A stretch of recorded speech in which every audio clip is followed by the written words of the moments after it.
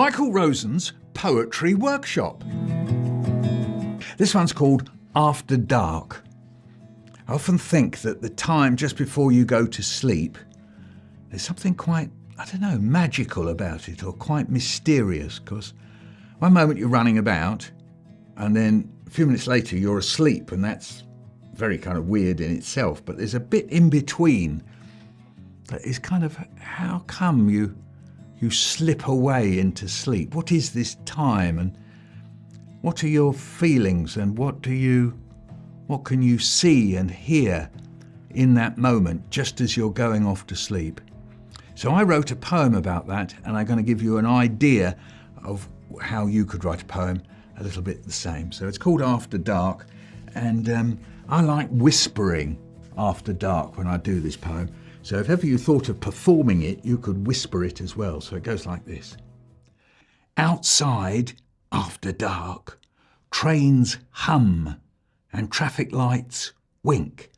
After dark, after dark. In here, after dark, curtains shake and cupboards creak. After dark, after dark. Under the covers, after dark, I twiddle my toes and hug my pillow. After dark, after dark. So there's a poem that's got a chorus or a refrain, and so the main bit is when I say after dark, like that. But of course I also say after dark once. I'm going to do it again so you can hear. I say it once at the beginning of each of those little bits, what we call verses. So it goes like this.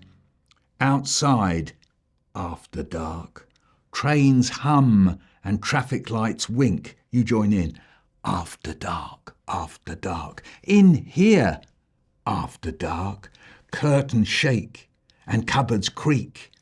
After dark, after dark. Under the covers, after dark. I twiddle my toes and hug my pillow. After dark, after dark. So it's got a rhythm, hasn't it? So it doesn't rhyme, it's got a rhythm, so it's still got a kind of shape that you can feel. So how about ideas for you to write? Well, to start off with, you could borrow my chorus, After Dark. And what are the bits in between that I'm thinking of? So trains hum and traffic lights wink. Trains hum is something you hear.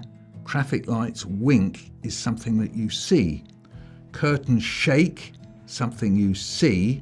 Cupboards creak, something you hear. Then under the covers, I twiddle my toes and hug my pillow. That's something I do. So you could call this a seeing, hearing, doing poem. So your After Dark poem, if you're going to write an After Dark poem, it could be just a seeing one, just the things you can see. Or it could be just the things you can hear. And if you're thinking about it, that you really hear. And then I've got things that I do, like twiddle my toes, but it could be things you imagine. Because sometimes just as you're going off to sleep, you start imagining things, don't you?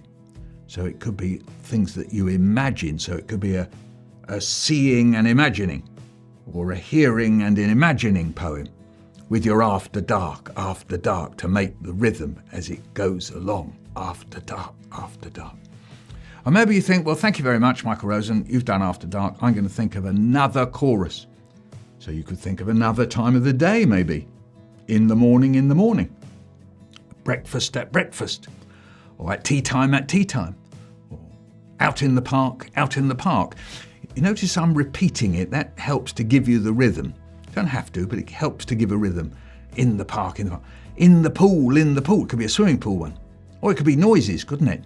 Splash, splosh, splash, splosh. And then you could do seeing, hearing, and thinking in the swimming pool. Or maybe you could capture some of the things that people are shouting. So it's sort of saying as well as hearing. Yes. So you could take my idea of having a chorus to give you a shape. All right, that's what we call a shape or a pattern. Yeah. And then it could then be in the dark, like I say, or anywhere you like. You could borrow my in the dark one because it's quite good fun to write about being in the dark. Or you could write about anything else with a chorus like that, to experiment with that way of writing. and then have it in these little chunks that I call verses, yes?